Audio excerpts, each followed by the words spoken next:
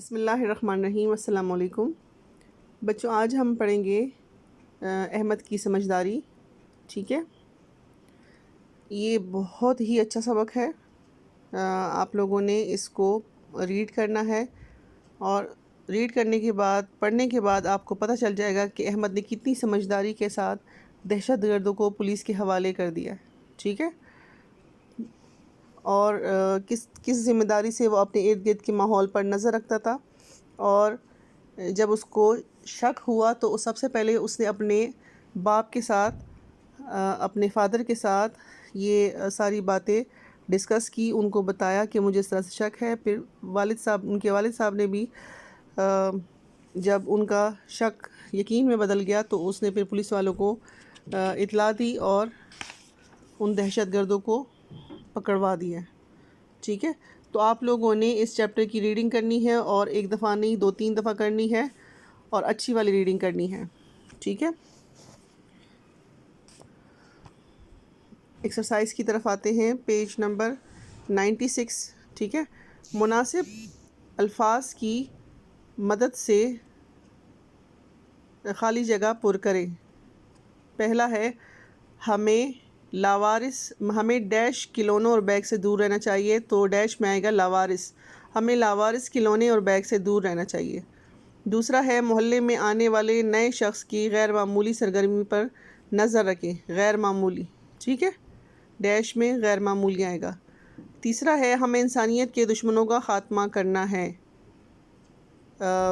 Dash میں دشمنوں آئے گا۔ کسی پراسرار سرگرمی کی فوری اطلاع 1717 پر دینی چاہیے، یا 15 پر بھی دینی چاہیے۔ ٹھیک ہے، اب ہے سوال نمبر 2۔ سوال نمبر 2، درست جملے کے سامنے یہ نشان اور غلط جملے کے سامنے یہ نشان لگائیں۔ احمد 5ویں جماعت کا طالب علم تھا، کراس لگائیں۔ ٹھیک ہے، یہ غلط تھا۔ سبق پڑھنے کے بعد آپ کو پتہ چل جائے گا کہ احمد 10ویں جماعت کا طالب علم تھا۔ ہمیں اپنے ارد گرد کی خبر رکھنی چاہیے، درست۔ ٹھیک ہے، سمجھداری سے کام لینے سے انسانیت کے دشمنوں کا خاتمہ ہو سکتا ہے، درست۔ ہم سب کی ذمہ داری ہے کہ اپنے محلے کی حفاظت نہ کریں، یہ غلط ہے۔ بم دھماکے کی صورت میں ہمیں ڈرنا چاہیے، ٹھیک ہے۔ بم دھماکے کی صورت میں ہمیں نہیں ڈرنا چاہیے، ٹھیک ہے۔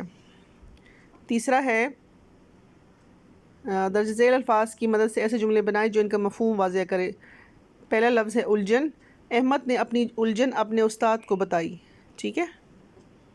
غیر معمولی، احمد کے محلے میں غیر معمولی سرگرمیاں ہو رہی تھی۔ خدشہ، حجر اسود کی تنصیب پر قبیلوں کے درمیان جنگ چھڑ جانے کا خدشہ تھا، ٹھیک ہے۔ اچھا، ٹھٹک، احمد پراسرار مکان کی طرف جاتے ہوئے ٹھٹک کر رک گیا۔ احمد نے پراسرار، اچھا اگلا ہے نشاندہی، آخری لفظ، احمد نے پراسرار مکان کی نشاندہی کی۔ اب ہم آتے ہیں سوالات کے جوابات کی طرف۔ پہلا سوال ہے، احمد کیوں پریشان رہتا تھا؟ تو یہ دیکھ لیں، احمد روزانہ اخبار پڑھتا تھا اور اس میں موجود دہشت گردی کی خبروں سے پریشان ہو جاتا تھا، ٹھیک ہے۔ اب ہے سوال نمبر 2، ایک شہری کی کیا ذمہ داریاں ہیں؟ سوال نمبر 2 دیکھ لیں، ایک شہری کی ذمہ داریاں ہیں کہ وہ اپنے گرد و پیش پر نظر رکھیں اور کوئی بھی غیر معمولی سرگرمی دیکھنے پر پولیس کو اطلاع دیں۔ تیسرا، پراسرار مکان میں کس قسم کی سرگرمیاں ہوتی تھی؟ اس کا جواب ہے، پراسرار مکان میں غیر معمولی سرگرمیاں تھیں۔ وہاں لوگ چوری چھپے آتے تھے اور وہاں بیٹھ کر شہر میں دہشت گردی کی منصوبہ بندی کرتے تھے، ٹھیک ہے۔ اب ہے، احمد کے ابو نے کس نمبر پر اطلاع دی؟ احمد کے ابو نے 15 پر اطلاع دی، ٹھیک ہے، 15 یا 17 یا 1717 پر.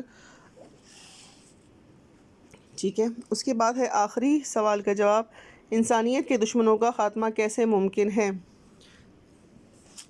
تو یہ دیکھ لیں آخری سوال کا جواب، اگر ہر شہری اپنے ارد گرد کی خبر رکھے اور سمجھداری سے کام لیں تو انسانیت کے دشمنوں کا خاتمہ ہو سکتا ہے.